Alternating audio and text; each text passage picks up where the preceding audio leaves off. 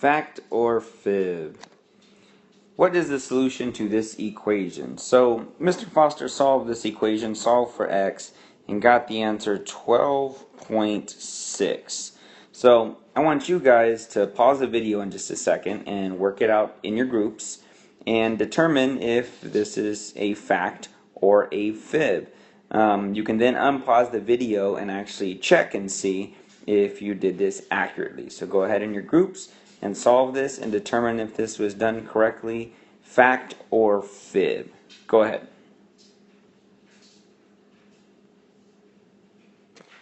Okay, so what's the solution to this equation? Remember, I got down here, I'll just write it, 12.6. So I think the correct way, or the way to go through this, is we need to isolate the x right here. So we need to get it by itself. And the first thing we're going to look at is this 17 and 56 hundredths.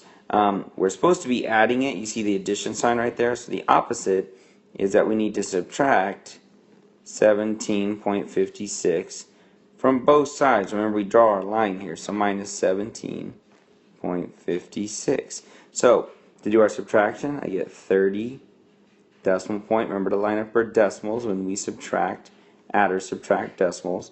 I should have 17 decimal here, 56. And then I can subtract. And I'm going to get 6 minus 6 is 0. I'll go ahead and bring down my decimal just to make sure. 1 minus 5, I can't do that. I need to borrow, but I can't borrow from 0, so I need to borrow here. We'll turn that into a 2. This is going to turn into a 9 because we need to borrow from it, so that will be a 1. 11 minus 5 is 6. And then right here I have 9 minus 7 gets me 2. And then 2 minus 1 gets me 1. So 1260, which is the answer that I got, except that this is actually 1260 equals 5x. So we've done this correctly, except that the x has not been isolated all the way. We haven't solved for it. So what do we need to do? We need to keep going. Because they're right next together, that looks like they want us to multiply. The opposite is to divide. So we're going to divide by 5 on both sides. Remember, we got our line, divide by 5 here. And it cancels out here to give me x is equal to whatever 12.60 divided by 5 is. And we could probably see if we have enough space to do it real quick. 12.60. Probably do it the fast way, divided by 5. Put it in purple here. And decimal straight up.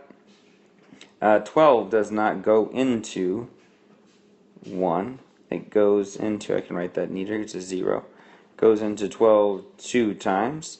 So I would get a 10. When I subtract, I will get a 2 and bring down a 6.